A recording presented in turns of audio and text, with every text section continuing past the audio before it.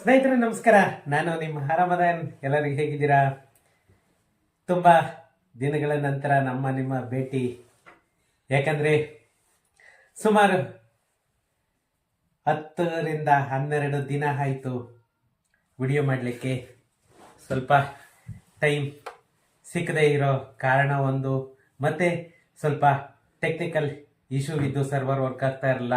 ಅದರಿಂದ ಯಾವುದೇ ವಿಡಿಯೋಸ್ ಕೂಡ ಹಾಕಿರಲಿಲ್ಲ. ತುಂಬ ಜನ ಫೋನ್ ಮಾಡಿ ಕೇಳ್ತಾ ಇದ್ರಿ, ಯಾಕೆ ಸರ್ ವಿಡಿಯೋ ಬರ್ತಿಲ್ಲ, ಯಾಕೆ ಸರ್ ವಿಡಿಯೋ ಬರ್ತಾ ಇಲ್ಲ ಅಂತ. 2-3 ರೀಸನ್ನಿಂದ ಸ್ವಲ್ಪ ಶಬರಿಮಲೆ ಹೋಗಿದ್ದೆ ನಾನು ಒಂದು ವಾರ. ಅದರಿಂದ ಕೂಡ ಸ್ವಲ್ಪ ಡಿಲೇ ಆಯಿತು. ಮತ್ತು ಸರ್ವರ್ ವರ್ಕ್ ಆಗದೆ ಇರೋ ಕಾರಣದಿಂದ ಕೂಡ ಸ್ವಲ್ಪ ವಿಡಿಯೋಸ್ ಮಾಡೋದು ನಿಲ್ಲಿಸ್ದೆ. ಇನ್ನೊಂದು ಬೇರೆ ಕಾನ್ಸೆಪ್ಟ್ ಬಗ್ಗೆ ವಿಡಿಯೋ ಮಾಡೋಕ್ಕೆ ಟೈಮ್ ಸಿಗ್ತಾ ಇಲ್ಲ. ಆದ್ದರಿಂದ ಯಾವುದೇ ವಿಡಿಯೋಸ್ ಕೂಡ ನಾನು ಅಪ್ಲೋಡ್ ಮಾಡ್ತಾ ಇಲ್ಲ. ಫ್ರೆಂಡ್ಸ್, ಇವತ್ತು ವಿಡಿಯೋ ಮಾಡ್ತಾ ಇರೋ ಉದ್ದೇಶ ಏನಂತ ಅಂದರೆ, ನಿಮಗೆಲ್ಲನೂ ಒಂದು ಗುಡ್ ನ್ಯೂಸ್ ನಮ್ಮ ಕರ್ನಾಟಕ ಸರ್ಕಾರ ಕೊಟ್ಟಿದೆ ಅಂತಲೇ ಹೇಳಬೇಕು. ಯಾಕಂತ ಅಂದರೆ, ಒಂದು ನಮ್ಮ ಗ್ರಾಮ ಪಂಚಾಯಿತಿ ಏನು ಈ ಸ್ವತ್ತು ಅನ್ನೋ ಕಾನ್ಸೆಪ್ಟನ್ನು ತಗೊಂಡು ಬಂತು. ಈ ಸ್ವತ್ತು 2.0 ಯಾವ ಥರ ವರ್ಕ್ ಆಗ್ತಾ ಇದೆ ಏನು ಅಂತಂದರೆ, ಅದ್ರ ಬಗ್ಗೆ ಹೇಳಲಿಕ್ಕಂತೂ ಖಂಡಿತ ಸಾಧ್ಯ ಇಲ್ಲ. ಯಾಕಂತಂದರೆ ಒಂದೊಂದು ದಿನ ಒಂದೊಂದು ಥರ ಸರ್ವರ್ ವರ್ಕ್ ಆಗ್ತಾ ಇದೆ. ಅದರಲ್ಲೂ ಅಲ್ಲಿರುವಂತಹ ಕಾಲ್ ಸೆಂಟರ್ ಎಂಪ್ಲಾಯೀಸ್ ಏನಿದ್ದಾರೆ ಅವರಿಗಂತೂ ಝೀರೋ ನಾಲೆಡ್ಜ್. ಯಾರು ಕೂಡ, ಯಾಕಂದರೆ ಅವ್ರು ನೀವು ಏನೇ ಕೇಳಿದ್ರು ಕೂಡ ಅವರಿಗೆ ಯಾವುದೇ ತರಹದ ಮಾಹಿತಿ ಇರೋಲ್ಲ. ನೀವೇನು ತಿಳ್ಕೊಬೇಕಂದ್ರೂ ಕೂಡ ಸುಮ್ಮನೆ ನಾಮಕಾವಸ್ಥೆಗೆ ನಾವು ಫೋನನ್ನು ಮಾಡ್ಬೋದು. ಅಷ್ಟು ಬಿಟ್ಟರೆ ಬೇರೆ ಇನ್ನೇನು ಯೂಸ್ ಆಗಲ್ಲ. ಯಾಕಂದರೆ ಅವರು ಟೆಕ್ನಿಕಲಿ ಈಸ್ ದ ಅನ್ಫಿಟ್ಸ್. ಅವರಿಗೆ ಟೆಕ್ನಿಕಲಿ ಏನೂ ಗೊತ್ತಿರಲ್ಲ. ಜಸ್ಟ್ ನಾವೇನು ಸಮಸ್ಯೆ ಹೇಳ್ಬೋದು, ಆ ಸಮಸ್ಯೆ ಬಗ್ಗೆ ಅವರು ಕಂಪ್ಲೇಂಟ್ ರೈಸ್ ಮಾಡ್ಕೋಬೋದು. ಆ ಕಂಪ್ಲೇಂಟ್ ರೈಸ್ ಮಾಡಿಕೊಂಡು ಟಿಕೆಟನ್ನು ಪುಷ್ ಮಾಡ್ಬೋದು. ಅಷ್ಟು ಬಿಟ್ಟರೆ ಕಾಲ್ ಸೆಂಟರ್ ಅನ್ನೋ ಒಂದು ನಾಮಕಾವಸ್ಥೆಗೆ ನಮ್ಮ ಕರ್ನಾಟಕ ಸರ್ಕಾರ ತೆಗೆದಿದೆ. ಯಾಕಂದರೆ ಅವರು ಯಾರಿಗೂ ಕೂಡ ನಾಲೆಡ್ಜ್ ಇಲ್ಲ. ಅದು ಬಿಡಿ, ಅದು ಕಾಲ್ ಸೆಂಟರ್ ಬಂದ್ಬಿಟ್ಟು ಸುಮ್ಮನೆ ನಾಮಕಾವಸ್ಥೆಗೆ ಇಟ್ಟಿದ್ದಾರೆ. ಅಷ್ಟು ಬಿಟ್ಟರೆ ಬೇರೆ ಯೂಸ್ ಇಲ್ಲ. ಫ್ರೆಂಡ್ಸ್, ನಿನ್ನೆ ಮಧ್ಯಾಹ್ನ 3 ಗಂಟೆಯಿಂದನೂ ತುಂಬಾ ಚೆನ್ನಾಗಿ ಸರ್ವರ್ ವರ್ಕ್ ಆಗ್ತಾ ಇದೆ. A to Z, KYC ಇಂದ ಹಿಡಿದು ನಿಮಗೆ ಡಾಕ್ಯುಮೆಂಟ್ ಅಪ್ಲೋಡೇಷನ್ ಇಂದ ಹಿಡಿದು ಪ್ರತಿಯೊಂದು ಕೂಡ ತುಂಬಾನೇ ಫಾಸ್ಟ್ ಆಗಿ ವರ್ಕ್ ಆಗ್ತಾ ಇದೆ ಈ ಸ್ವತ್ತು. ಯಾರೆಲ್ಲ ಕೂಡ ಅಪ್ಲಿಕೇಶನ್ ಹಾಕಿಸ್ಕೋಬೇಕು, ಯಾರ್ದೆಲ್ಲ ಈ ಖಾತಾ ಪೆಂಡಿಂಗ್ ಇದೆ, ಅವರು ನಮ್ಮ ಆಫೀಸನ್ನು ವಿಸಿಟ್ ಮಾಡ್ಬೋದು. ನಮ್ಮ ಆಫೀಸ್ಗೆ ವಿಸಿಟ್ ಮಾಡಿದ್ರೆ ನಮ್ಮ ಕಡೆಯಿಂದ ನಾವು ಅಪ್ಲಿಕೇಶನನ್ನು ಸಬ್ಮಿಟ್ ಮಾಡಿ ಕೊಡ್ತೇವೆ. ಇನ್ನೊಂದು ಏನಂದರೆ, ಇವತ್ತು ನಮ್ಮ ಮಾನ್ಯ ಪ್ರಿಯಾಂಕಾ ಖರ್ಗೆ ಅವರು ಒಂದು ಅನೌನ್ಸ್ಮೆಂಟನ್ನು ಕೊಟ್ಟಿದ್ದಾರೆ. ಅದ್ರ ಬಗ್ಗೆನೇ ಮಾತಾಡೋಣ ಅಂತ ಹೇಳಿಬಿಟ್ಟು ಈ ವಿಡಿಯೋ ಮಾಡ್ತಾ ಇದ್ದೇನೆ. ಅದನ್ನೇ ನಿಮಗೆ ಗುಡ್ ನ್ಯೂಸ್ ಅಂತ ಕೂಡ ನಾನು ಹೇಳಿದ್ದು. ಮತ್ತು ನಮ್ಮ ಮಾನ್ಯ ಮುಖ್ಯಮಂತ್ರಿಗಳು ಸಿದ್ದರಾಮಣ್ಣವರು ಕೂಡ ಒಂದು ಗುಡ್ ನ್ಯೂಸನ್ನು ಕೊಟ್ಟಿದ್ದಾರೆ. ಅದ್ರ ಬಗ್ಗೆನೂ ಈ ವಿಡಿಯೋದಲ್ಲಿ ಮಾತಾಡೋಣ. ಏನಂತ ಅಂದರೆ, ನಮ್ಮ ಪ್ರಿಯಾಂಕಾ ಖರ್ಗೆ ಅವರು ಪ್ರತಿಯೊಂದು ಗ್ರಾಮ ಪಂಚಾಯಿತಿ ಹತ್ತತ್ರ ನಮ್ಮ ಕರ್ನಾಟಕದಲ್ಲಿ 6,000 ಚಿಲ್ಲರೆ ಗ್ರಾಮ ಪಂಚಾಯಿತಿಗಳಿರೋದು. ಟೋಟಲಿ ಸ್ನೇಹಿತರೆ, ಏನು ನಮ್ಮ ಕರ್ನಾಟಕದಲ್ಲಿ ಹತ್ತತ್ರ 6,000 ಚಿಲ್ಲರೆ ವಿಲೇಜ್ ಪಂಚಾಯತ್ಸ್ ಇದೆ. ಅಷ್ಟು ಪಂಚಾಯಿತಿಗಳಲ್ಲೂ ಕೂಡ ನಮ್ಮ ಪ್ರಿಯಾಂಕಾ ಖರ್ಗೆಯವರು ಕಾಲ್ ಸೆಂಟರನ್ನು ಇಡ್ತೀವಿ ಅಂತ ಹೇಳಿಬಿಟ್ಟು ಇವತ್ತು ಅನೌನ್ಸ್ ಮಾಡಿದ್ದಾರೆ. ಆದರೆ ಯಾವ ಥರ ಕಾಲ್ ಸೆಂಟರ್ ಇಡ್ತಾರೆ ಅಂತಂದೇಳಿ ಇವರು ಖಂಡಿತ ಗೊತ್ತಿಲ್ಲ. ಏನಂತಂದರೆ, ನಮ್ಮ ಕರ್ನಾಟಕ ಸರ್ಕಾರ ಒಂದು ಕೆಲಸ ಮಾಡ್ತಾ ಇರೋದು ಅಂತಂದರೆ ಪ್ರೀ ಪ್ಲ್ಯಾನ್ಡ್ ಇಲ್ಲದೆ ಕೆಲಸ ಮಾಡ್ತಾ ಇದ್ದಾರೆ. ಆದರೆ ಇದು ಒಂದು ಏನು ನಮ್ಮ BBMP ಈ ಆಸ್ತಿಗೂ ಈ ನಮ್ಮ ಗ್ರಾಮ ಪಂಚಾಯತ್ಗೂ ಕಂಪೇರ್ ಮಾಡಿದ್ರೆ 100% ಒಂದು ಸ್ಪೆಷಲ್ ಕೇರನ್ನು ತಗೊಳ್ತಾ ಇದ್ದಾರೆ ಅಂತಲೇ ಹೇಳಬೇಕು. ಯಾಕಂದರೆ ಇವಾಗ 1 ಮಂತ್ ಆಯಿತು. 1 ಮಂತಿಂದ ಕೂಡ ಇವರು ಏನು ಅನೌನ್ಸ್ ಮಾಡಿದ್ರು, ಆ ಅನೌನ್ಸ್ಮೆಂಟ್ ಪ್ರಕಾರ ಇನ್ನು ವೆರಿಫಿಕೇಶನ್ ಮತ್ತು ಖಾತಾ ಒಂದು ರಿಲೀಸ್ ಅನ್ನ ಮಾಡಬೇಕು. ಆದರೆ ಸ್ವಲ್ಪ ಹತ್ತತ್ರ 1 ತಿಂಗಳಿಂದ 22,000 ಅಪ್ಲಿಕೇಶನ್ ಹೋಗಿದೆ ಅಂತಂದ್ರೆ ತಮಾಷೆ ಆದ ಕೆಲಸ ಅಲ್ಲ. ಯಾಕಂದ್ರೆ ಜನ ಈ ನಮ್ಮ ಕರ್ನಾಟಕ ಸರ್ಕಾರ ಏನು ಈ ಸಿಟಿಸನ್ ಲಾಗಿನ್ ಅನ್ನೋದೊಂದು ಕೊಡ್ತು. ಈ ಸಿಟಿಸನ್ ಲಾಗಿನ್ ಕೊಟ್ಟಿರೋದ್ರಿಂದ ಜನಗಳಿಗೆ ತುಂಬಾನೇ ಹೆಲ್ಪ್ ಆಗ್ತಾ ಇದೆ.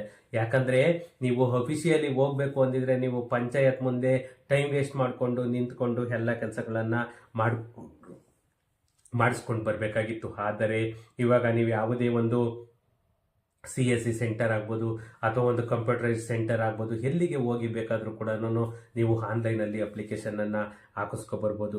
ಏನು ಇವತ್ತು ನಮ್ಮ ಪ್ರಿಯಾಂಕಾ ಖರ್ಗೆ ಅವರು ಅನೌನ್ಸ್ ಮಾಡಿದ್ದಾರೆ ಅಂತಂದರೆ, ಈ ನಮ್ಮ ಈ ಸ್ವತ್ತು ಸೌಲಭ್ಯಗಳನ್ನು ಏನು ಜಾರಿಗೊಳಿಸಿದ್ದಾರೆ, ಇದರಲ್ಲಿ ಎದುರಾಗ್ತಾ ಇರುವಂತಹ ಸಮಸ್ಯೆಗಳನ್ನು ನಿವಾರಣೆ ಮಾಡೋದಕ್ಕೆ ಜಿಲ್ಲಾ ಮಟ್ಟದಲ್ಲಿ ಏನೇನು ಕ್ರಮಗಳನ್ನು ಕೈಗೊಳ್ತಾರೆ ಮತ್ತು ಯಾವ ರೀತಿಯಾಗಿ RDPR ಏನು ನಮ್ಮ ಗ್ರಾಮೀಣಾಭಿವೃದ್ಧಿ ಮತ್ತು ಪಂಚಾಯತ್ ರಾಜ್ ಮಾಹಿತಿ ಮತ್ತು ಜೈವಿಕ ತಂತ್ರಜ್ಞಾನ ಇಲಾಖೆಯಲ್ಲಾಗ್ಬೋದು ಯಾವ ರೀತಿ ಜನಗಳಿಗೆ ಜಾಗೃತಿಯನ್ನು ಮೂಡಿಸಬೇಕು ಅನ್ನೋದು ಕೂಡ ನಮ್ಮ ಪ್ರಿಯಾಂಕಾ ಖರ್ಗೆ ಅವರು ಈ ನಮ್ಮ ಎಲ್ಲ ಪಂಚಾಯಿತಿ ಮುಖ್ಯ ಕಾರ್ಯದರ್ಶಿಗಳ ಜೊತೆ ವಿಡಿಯೋ ಕಾನ್ಫರೆನ್ಸ್ ಅಲ್ಲೂ ಕೂಡ ಮಾತಾಡಿದ್ರು.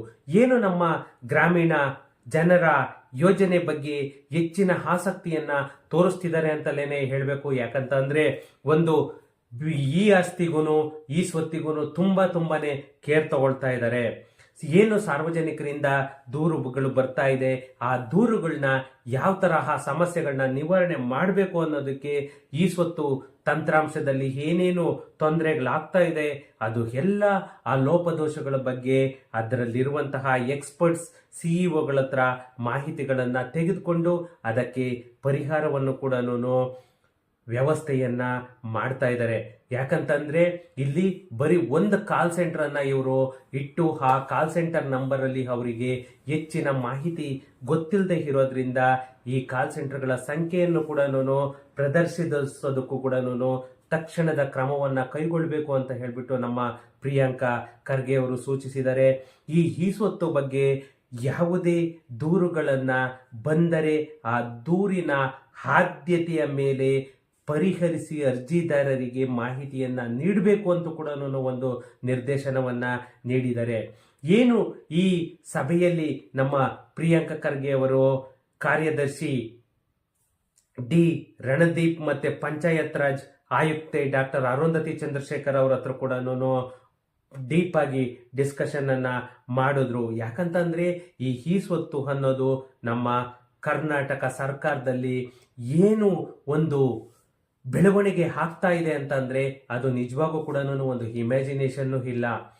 ಆದರೆ ಈ ಟೆಕ್ನಿಕಲಿ ಇಶ್ಯೂಸ್ ಅನ್ನೋದು ಏನು ಬರ್ತಾ ಇದೆ, ಆ ಟೆಕ್ನಿಕಲಿ ಇಶ್ಯೂಸ್ ಅನ್ನ ಇವರು ಎಷ್ಟು ಬೇಗ ಸಾರ್ಟ್ ಔಟ್ ಮಾಡ್ತಾರೆ ಅದು ನಮ್ಮ ಸಾರ್ವಜನಿಕರಿಗೆ ಪಬ್ಲಿಕ್ಗೆ ತುಂಬಾನೇ ಹೆಲ್ಪ್ ಆಗುತ್ತೆ.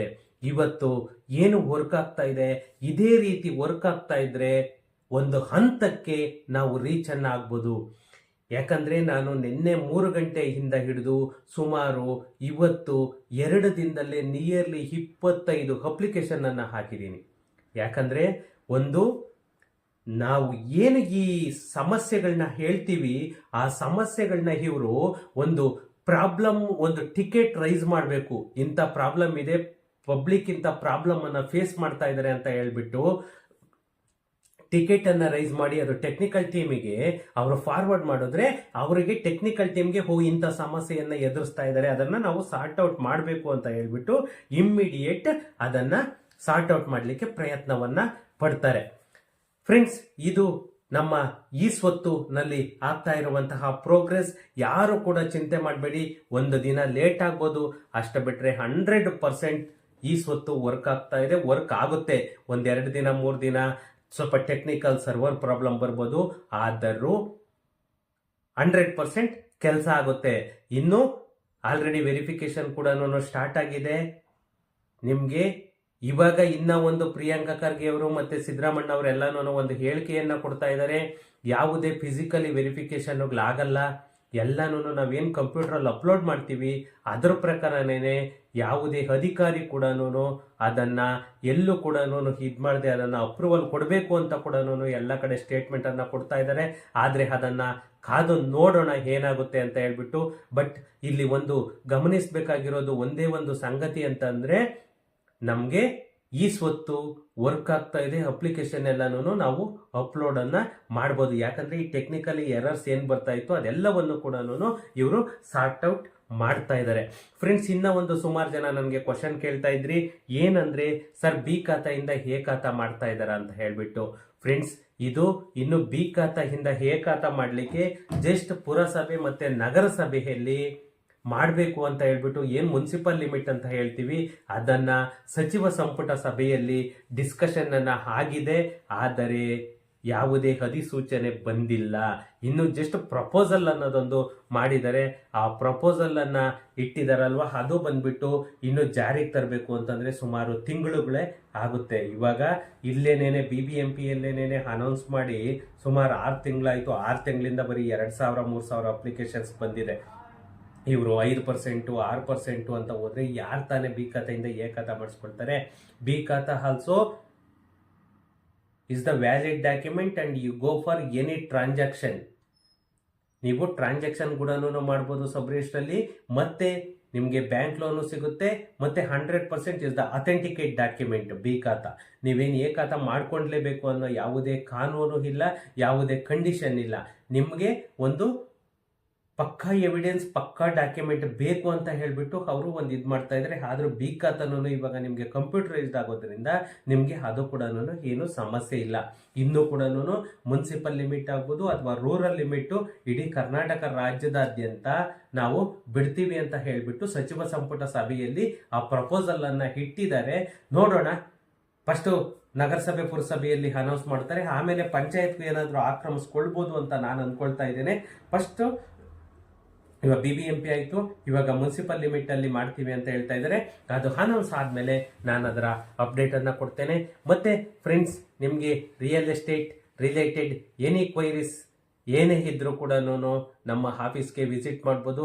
ನಮ್ಮ ಕಡೆಯಿಂದ ರಿಯಲ್ ಎಸ್ಟೇಟ್ ಬಗ್ಗೆ ಏನೇ ಒಂದು ಡಾಕ್ಯುಮೆಂಟೇಷನ್ ಆಗ್ಬೋದು, ಒಂದು ಲಿಟಿಗೇಷನ್ ಆಗ್ಬೋದು, ಒಂದು ಆರ್ಕಿಟೆಕ್ಚರ್ ವರ್ಕ್ ಆಗ್ಬೋದು, ಒಂದು ಕನ್ಸ್ಟ್ರಕ್ಷನ್ ವರ್ಕ್ ಆಗ್ಬೋದು, ಮತ್ತು ನಿಮಗೆ ಈ ಕನ್ವರ್ಷನ್ ಮಾಡಿಸೋದಾಗ್ಬೋದು, ಅಪ್ರೂವಲ್ ಮಾಡಿಸೋದಾಗ್ಬೋದು, ಪ್ರತಿಯೊಂದು ಕೆಲಸನೂ ಕೂಡ ನಮ್ಮ ಆಫೀಸಿಂದ ನಾವು ಸರ್ವಿಸನ್ನು ಕೊಡ್ತೇವೆ. ಅದು ಬಂದ್ಬಿಟ್ಟು ನಿಮಗೆ ಪೇಯ್ಡ್ ಸರ್ವಿಸ್ ಆಗಿರುತ್ತೆ. ಯಾರಿಗೆ ಏನೇ ರಿಕ್ವೈರ್ಮೆಂಟ್ ಇದ್ರೂ ಕೂಡ ನಮ್ಮ ಆಫೀಸ್ ಮಲ್ಲೇಶ್ವರಂ ಮಂತ್ರಿ ಮಾಲ್ ಆಪೋಸಿಟಲ್ಲೇ ಇರೋದು. ನಮ್ಮ ಆಫೀಸನ್ನು ವಿಸಿಟ್ ಮಾಡ್ಬೋದು. ಮತ್ತು ನಾನು ಕಾಂಟ್ಯಾಕ್ಟ್ ನಂಬರನ್ನು ಹಾಕಿರ್ತೇನೆ. ನಿಮಗೆ ಯಾರಿಗೆಲ್ಲನೂ ಈ ಸ್ವತ್ತು ಆಗ್ಬೋದು ಅಥವಾ ಬಿ ಖಾತೆಯಿಂದ ಎ ಖಾತಾ ಮಾಡಿಸೋದಕ್ಕಾಗ್ಬೋದು, ಯಾರದೇ ಅವಶ್ಯಕತೆ ಇದ್ದರೂ ಕೂಡ ನನ್ನ ನಂಬರಿಗೆ ಕಾಲ್ ಮಾಡಿಕೊಂಡು ನಮ್ಮ ಆಫೀಸನ್ನು ವಿಸಿಟ್ ಮಾಡ್ಬೋದು. ಓಕೆ ಫ್ರೆಂಡ್ಸ್, ಸಿಗೋಣ ನೆಕ್ಸ್ಟ್ ವಿಡಿಯೋದಲ್ಲಿ. Thank you.